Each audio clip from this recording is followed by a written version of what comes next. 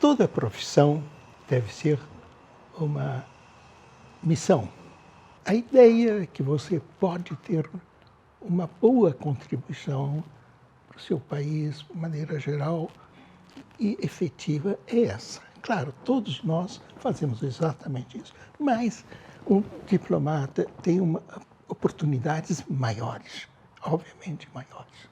Pelo menos assim eu entendo. Nunca me arrependi dessa escolha, nunca.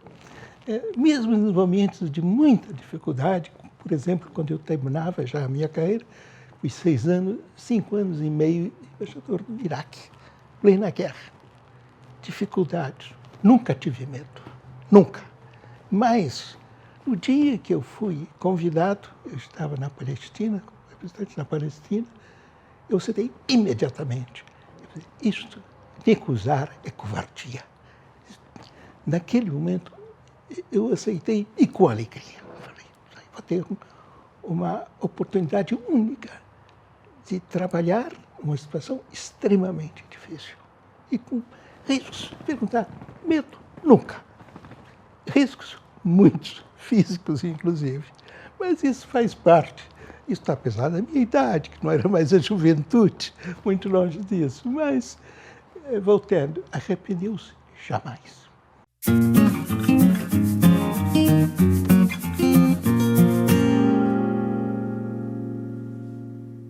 A carreira nossa, eu estou dizendo isso porque deve ajudar aos jovens que estão escolhendo ou pensando em fazer esta carreira, ver qual é a realidade, com aspectos momentos bons, agradáveis, momentos muito difíceis. Deve estar, todas as nossas carreiras, seja uma esta ou aquela, deve estar preparado para tudo. E só com quase paixão por aquilo. E no meu caso, eu jamais enfrentaria, passei por aquilo, se não fosse realmente, falei, isto é o que eu tenho de fazer. Isso foi ao longo da carreira. Muito evidente, por exemplo, quando eu representava, era responsável pela parte econômica da nossa missão na ONU. É claro que ali era uma oportunidade única de influenciar, de participar. E um grande agradecimento, porque eu pude representar o Brasil e defender posições nossas, que para mim era uma oportunidade única e uma responsabilidade única. É uma carreira não fácil, mais de 50 anos. Eu deixei de trabalhar aos 75 anos. E vim para cá, estou 9 anos aqui. Não são vários, eu acho. 9 anos eu escrevi 3 livros. Portanto, não creio que sou totalmente inútil, apesar de totalmente aposentado, não é? Eu me aposentei oficialmente aos 70 anos, como a lei determina. Mas imediatamente fui convidado para ser embaixador no Iraque. Foi quando eu disse, aceitei imediatamente. Isso explica porque de 70 eu fui trabalhar até os 75 anos de idade. Naquelas condições. Qual o momento mais crítico da minha carreira? Terá sido, quase certamente, nas negociações sobre o Rio Paraná. Precederam a construção de Itaipu. Um problema muito difícil. O Brasil tinha uma posição, nós éramos ribeirinhos, são ribeirinhos superiores. Obviamente, todo ribeirinho superior procura reservar a sua liberdade de desenvolvimento, é óbvio. Não é? O ribeirinho inferior tem uma posição naturalmente diferente.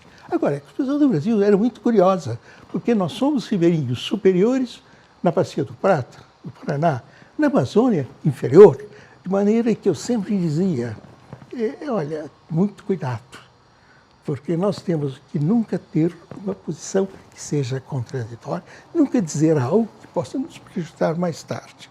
Naquela época, o Brasil e Itamaraty tinha uma posição muito decisiva nessas coisas.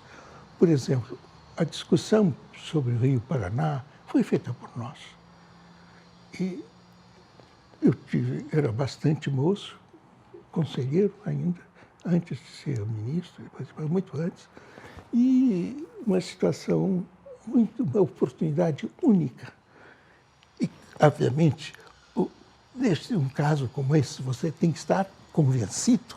Eu não acredito que nenhuma negociação tem que estar convencido da sua posição, do interesse do seu país. Fui representante do Brasil junto à FAO, e os organismos agrícolas, inclusive o Programa Mundial de Alimentos, etc. Não? Era uma função totalmente diferente. Ali eu ia fazer desenvolvimento, totalmente um diplomata. Sim, foi um dos momentos mais interessantes da minha vida profissional. Muito interessante. Com problemas, porque eu sempre tive muito presente que a ajuda alimentar só é positivo quando não prejudica a produção local. Ao contrário, deve facilitar. Eu sempre tive muito presente isso, sobretudo sendo o Brasil um grande produtor de alimentos. Não? É preciso ver que naquela época não tínhamos a projeção de hoje.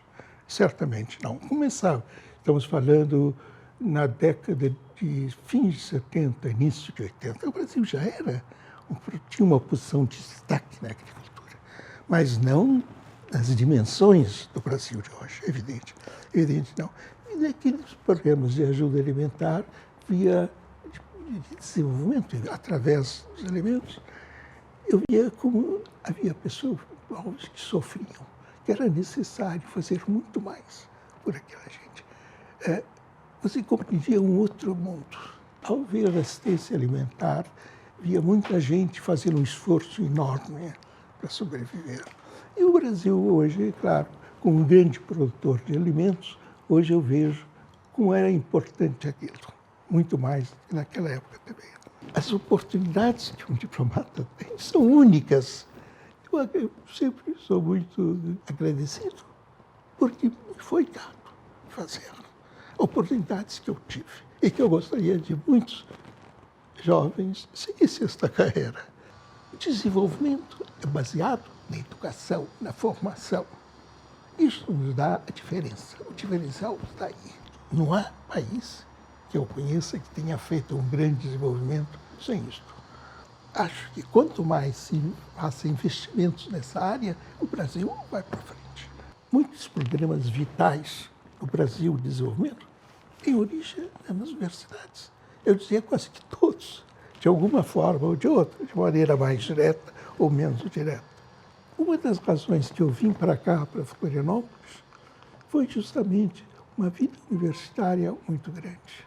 Na minha idade, eu gosto muito de ver a interesse, a juventude crescendo. Eu vou lá na UFSC, na editora da UFSC, vejo aquele é o mundo que eu gosto.